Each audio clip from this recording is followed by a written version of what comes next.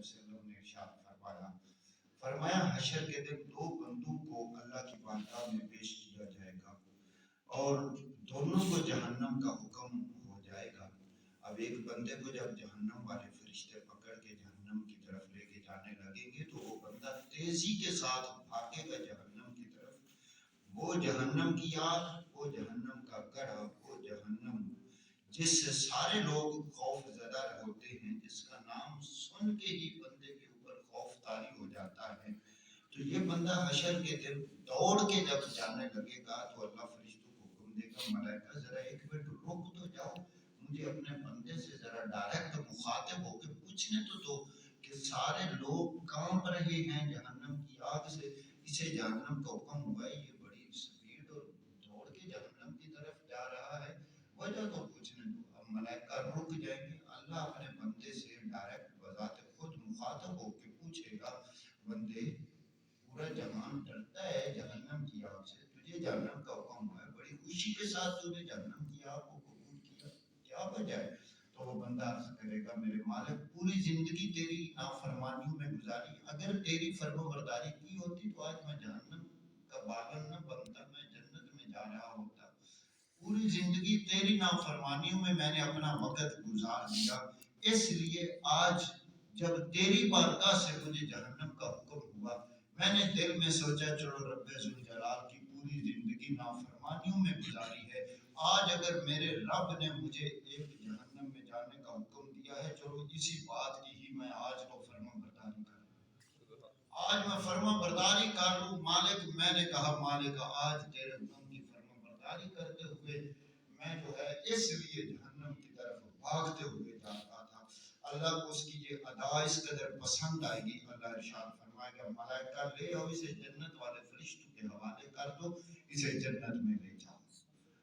فرشتے عرض کریں گے، میرے مالک معاملے کی سمجھ نہیں آئی۔ اللہ ارشاد فرمائے گا، بس میرے بندے نے آج میری ایک بات کی ہی اتنی محبت کے ساتھ فرما برداری کر لی، مجھے اپنے بندے کی اس ایک فرما برداری والی نیکی ہی پسند آ گئی، میں نے اسے جہنم سے موڑ کے جنت میں داخل کر دیا۔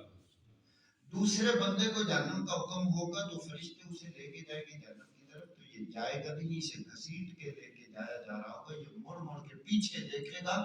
تو اللہ فرشتوں کو حکم دے گا، ملائکہ ذرا رک جاؤ، مجھے اپنے بندے سے خود ذرا بات کرنے دو، جب اس کو حکم ہو گیا ہے میری بارگاہ سے تو اب یہ کیوں نہیں جا رہا، میں ذرا اس سے پوچھوں تو صحیح کہ پیچھے مڑ مڑ کے بار بار کیا دیکھتا ہے۔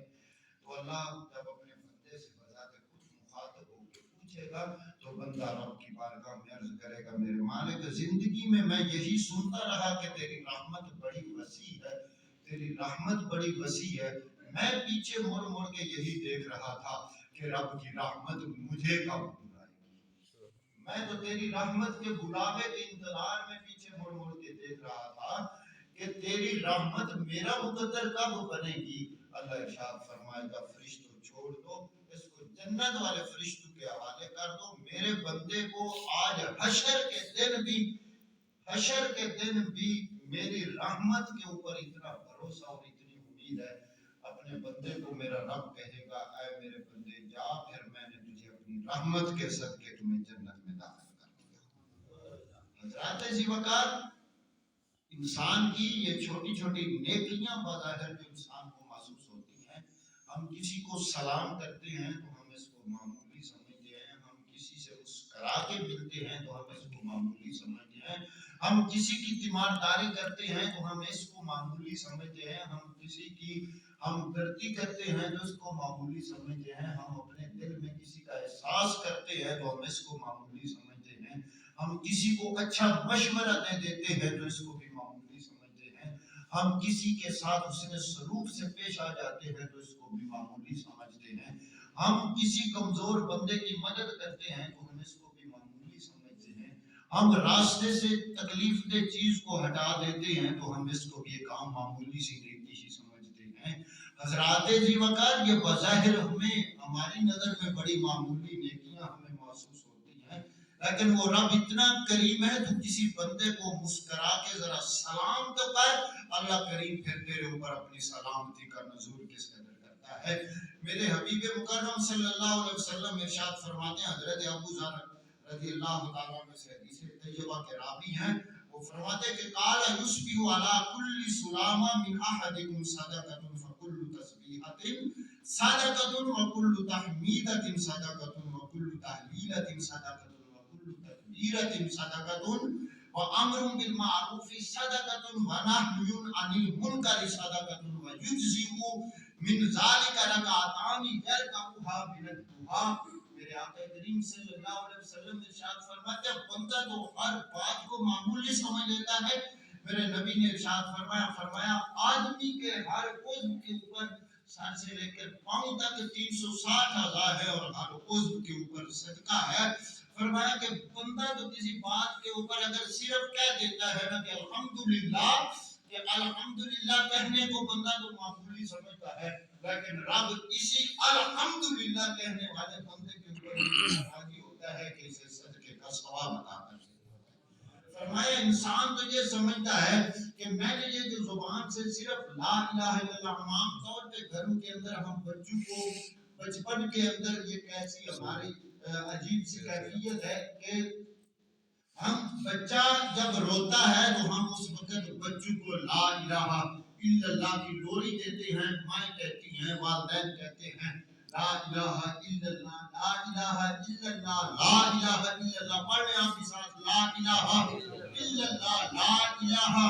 الا اللہ، لا الہ الا اللہ، لا الہ الا اللہ۔ میرے نبی کریم صلی اللہ علیہ وسلم ارشاد فرماتے ہیں بندہ تو صرف ان کلمات کو بھی اتنا ہلکا سمجھ لیتا ہے، لیکن رب کی بارگاہ میں یہ کلمات بھی اتنے بھاری کلمات ہیں کہ اللہ کریم اس لا الہ الا اللہ کہنے والے کے نامہ اعمال میں بھی صدقے کا ثواب درج کر دیتا ہے۔ اللہ کریم اس کو بھی اس قدر اجر عطا کرتا ہے اور اس کو بھی اس قدر جو ہے وہ بلندیوں کے مقام پہ فائز کر دیتا ہے۔ اور پھر آگے فرمایا وَكُلُّ تَكْبِيرَةٍ صَدَقَةٌ۔ بندہ تو یہ سمجھتا ہے کہ میں نے صرف اللہ اکبر کہا ہے، ارے اللہ اکبر کوئی اتنا چھوٹا عمل تو نہیں ہے نا، اتنا چھوٹا لفظ تو نہیں ہے، میرے رب کا اتنا عظیم نام ہے اللہ اکبر۔ میرے آقا کریم صلی اللہ علیہ وسلم ارشاد فرماتے ہیں بندہ اپنی زبان سے ایک مرتبہ اللہ اکبر کی صدا بلند کرتا ہے، اللہ کریم اللہ اکبر اپنی زبان سے کہنے والے بندے کو بھی صدقے کا ثواب عطا کرتا ہے۔ اللہ کریم اپنے بندے پہ اس قدر راضی ہوتا ہے۔ اور پھر آگے فرمایا وَأَمْرٌ بِالْمَعْرُوفِ صَدَقَةٌ وَنَهْيٌ عَنِ الْمُنکَرِ۔ میرے آقا کریم صلی اللہ علیہ وسلم ارشاد فرماتے ہیں، یہ مسلم شریف کی حدیث طیبہ ہے، میرے نبی نے ارشاد فرمایا کہ جب بندہ اللہ کی بارگاہ میں کسی اس کے بندے کو کوئی اچھا رستہ بتا دیتا ہے تو فرمایا یہ رستہ بھی بتا دینا یہ بندہ تو ایک معمولی سمجھتا ہے کہ کسی نے کسی کے گھر کا راستہ پوچھ لیا، کسی نے کسی کے پاس جانے کا راستہ پوچھ لیا، فرمایا بندہ تو بس اس کو بھی ایک معمولی نیکی سمجھتا ہے، بندہ تو یہی کہتا ہے کہ مجھ سے اس نے فلاں کا رستہ پوچھا تو میں نے بتا دیا، لیکن اس رستہ بتانے والے شخص کے اوپر بھی میرا رب اتنا راضی ہوتا ہے کہ اللہ اس کو بھی صدقے کا ثواب عطا کر دیتا ہے، اللہ اس کے نامہ اعمال میں بھی نیکیاں درج کر دیتا ہے، اللہ اس کے بھی درجات بلند کر دیتا ہے۔ ہم عزیزان من ہر نیکی کو معمولی اور حقیر نیکی مت سمجھو۔ میرے نبی کریم صلی اللہ علیہ وسلم نے عورتوں کو ایک دفعہ خطاب کرتے ہوئے ارشاد فرمایا کہ تم اپنے اگر تمہارے پاس اتنا مال و ثروت ہے کہ تمہارے گھر کے اندر گوشت ہے اور تمہارے ہمسائے جو ہیں وہ غریب ہیں، وہ گوشت کھانے کی طاقت نہیں رکھتے، تو فرمایا تم ایک اس پائے کا جو ہے اس کا ایک حصہ اس کا پھول ہی دے کے تم اپنے ہمسایوں کے ساتھ نیکی والا معاملہ کرو آیا، اور تو اب ان کو بھی حقیر نہ جانو، یہ بھی تمہارے لیے رب کی بارگاہ میں جو ہے صدقے کا ثواب تمہیں عطا کر دے گا۔ حضرات جی وقار پروردگار عالم نے ارشاد فرمایا کہ وَأَمْرٌ بِالْمَعْرُوفِ وَنَهْيٌ عَنِ الْمُنکَرِ، اور فرمایا وَصَدَقَةٌ يُجْزَىٰ مِنْ ذَلِکَ رَکَعَتَانِ،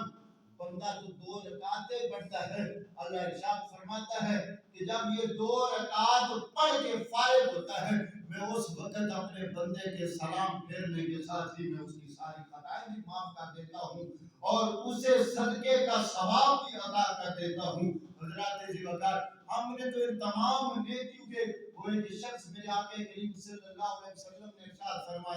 فرمایا کہ میں نے معراج کی رات ایک شخص کو جنت کے اندر ٹہلتے ہوئے دیکھا کہ وہ جنت کے عالی شان محل کے اندر ٹہل رہا تھا سیر کر رہا تھا. میں نے پوچھا کہ یہ شخص اس نے کون سی اتنی بڑی نیکی کی ہے کہ یہ شخص جنت میں ٹہل رہا ہے. تو جبریل امین نے کہا یا رسول اللہ کوئی اتنی بڑی نیکی نہیں بس اس نے جا رہا تھا راستے میں ایک درخت جو ہے اس کی ٹہنی چھوٹی ہوئی تھی جس کے ساتھ لوگوں کو آنے جانے والوں کو تکلیف ہو رہی تھی. اس نے لوگوں کی تکلیف دور کرنے کے لیے اس درخت کی ٹہنی کو راستے کے لیے جو رکاوٹ بنی ہوئی تھی اس کو اس نے کاٹ دیا. بس اللہ کو اپنے بندوں کے لیے راستہ صاف کرنے کی یہ نیکی اتنی پسند آئی کہ رب ذوالجلال نے اس کو یہ جنت کا عظیم و شان محل عطا فرمایا. یہ کوئی بہت بڑا کوئی عمل کرنے والا شخص نہیں ہے کہ جس کا اتنا عالی شان محل ہے. حضرات عزیز وقار میرے نبی کریم صلی اللہ علیہ وسلم نے ارشاد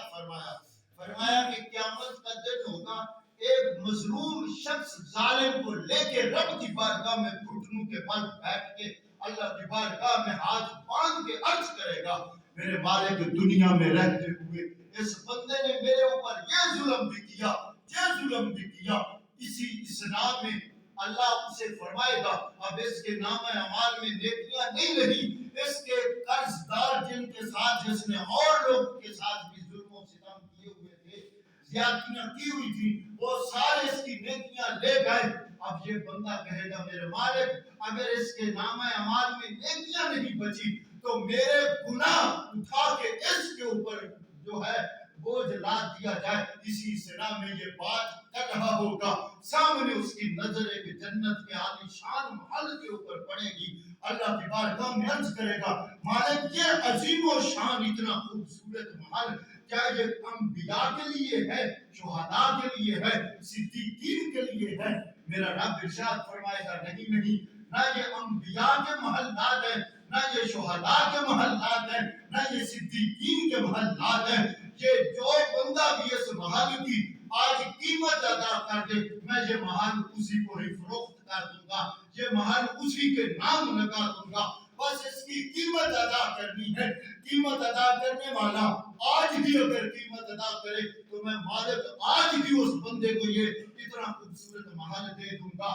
اللہ کی بارگاہ میں عرض کرنے لگا مالک اس کی قیمت کیا ہے؟ اللہ ارشاد فرمائے گا اے بندے تو بھی اگر اس کی قیمت دینا تو یہ محل میں تمہیں ہی عطا کر دوں گا. حضرات عزیز وقار یہ بندہ رب کی بارگاہ سے اس محل کی قیمت پوچھنے لگا میرے مالک اس کی قیمت بتا نہ ذرا قیمت کیا ہے؟ اللہ ارشاد فرمائے گا اس کی قیمت یہ ہے کہ تیرے پاس طاقت ہو اور تو اپنے ظالم لوگوں کو معاف کر دے. جب تم معاف کر دے گا بس تیری طرف سے اس کی قیمت ادا ہو جائے گی میں رب یہ محل معاف کرنے کے لیے اس کو کرنے والے کو میں یہ محل عطا کر دوں. تو یہ بندہ وہاں پہ کھڑے